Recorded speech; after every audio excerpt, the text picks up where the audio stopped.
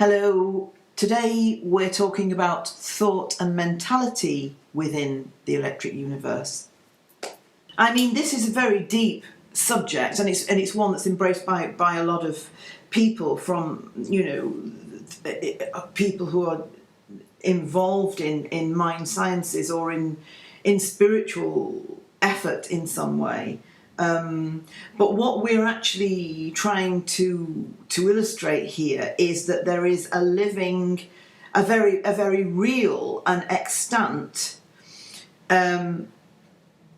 control exacted or exerted upon humankind regarding how far they can access individual idea. And that comes as a surprise to many people because we have universities and we have places of debate, but they are still subject to this ceiling, and it's a false ceiling, really. Very false, yeah. It's never mind what. The universities of the world have their orders, shall we say. I don't want to go too deep into that, but anything that can come around that's beneficial to society or to humankind seems to be stifled by the universities. They disregard it, saying results don't match what the people who have invented something are saying, so everything is disregarded, thrown away, and this is how things are. They tell us that it's, and that's the thing, they tell us, they don't discuss with us, they just tell us as they see it, which is a very detrimental way of thinking. It's a natural thing for human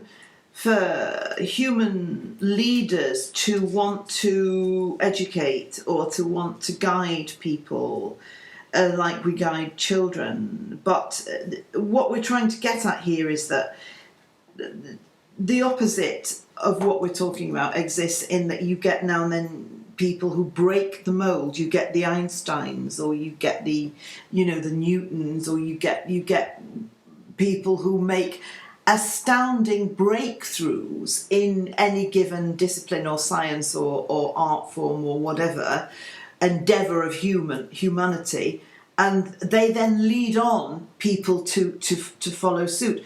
But that doesn't arrive easily. There has to be a kind of effort, a heightening of consciousness for that to happen. And when it happens, it's like the exception proving the rule. And what we're saying is that people in general, anyone in general, can actually break through this field of restraint that is not. It doesn't even purposely aim to do this thing. It just is a result of some, well, David Icke calls it the prison warder consciousness. So it's a result of fear and control and suppression. Yeah, which all leads to disconnection. Yes. So, yes. And I think that if you talk about spirit, you cannot really talk about spirit without including the mentality, because if people have an understanding of what spirit is, it immediately reforms or changes the way they use their mentality or the way they aim their mentality or what their thoughts aim towards. And so the marriage of thought and spirit, as it moves, as it progresses in the individual, is one of the most satisfying things. It's one of the most illustrative things to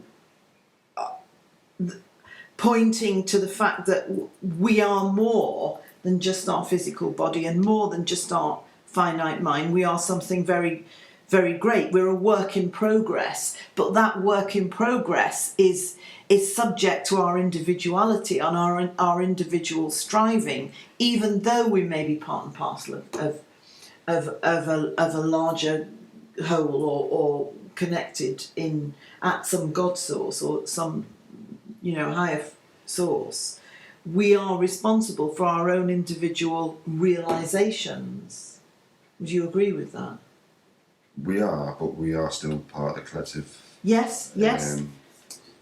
But a chain is what I mean, Joe. Is a chain is only as strong as its weakest link, if you like. It is, yeah. So all the links in the chain have to be fairly strong for the chain to be working as functioning as a chain. Yeah.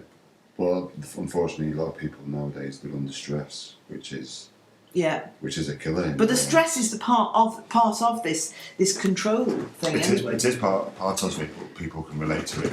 They can, but to break through it is actually to get a higher perspective on the worry or on the stress, and to have that higher perspective and sustain it for any length of time really means that the stress cannot ever exert the same influence or the same take the same toll.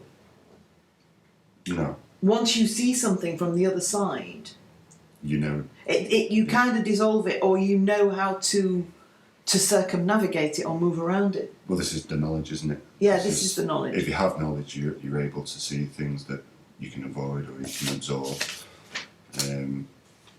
Again, this is why meditation is so important, though. Oh, it's very important. And listen, and things like focusing on the right sounds and the right colours and. Yes, red is danger. Yeah. So raising the vibration in any way, raising that spirit, that feeling that feeling of electromagnetic charge within the body. Mm-hmm. Some people run, some people jog, and they feel great after it, but it doesn't sustain the way, say, a meditative program will help. Or no, running and things like that is a very physical exercise. Yeah, it's physical only. Yeah. And this is why people who do running, they don't really necessarily live a healthy life. No, I mean, people who want exercise should they want movement, because the body's a wonderful thing. If they experience some forms of yoga or qigong and they bring in the breath, or tai chi, or these kind of things, they bring in the breathing to the movement, it immediately gives an understanding of what is possible in the way of vibration and frequency, and altering that frequency and altering that personal perspective, I think. Whereas jogging and running, etc., won't, to any sustainable degree, do that. Well, it's a very physical thing, and if you don't use the mind in physical exercise, this is when injuries start to happen, and it's... Use the mind, or use the spirit? The spirit, well, the mind can lead to the spirit. Yeah. This is the whole crux, is the mind can lead to the spirit. It can. And the mentality... some people have naturally that spirited mentality, like they may have the spirited body, and the spirited mentality. In fact, we ought to copyright that term. The spirited mentality is the key to it all, because there is no limit to what can be conceived and what can be brought into the orbit of individual healing and individual well-being, when the thought and the mentality combines or opens to spirit.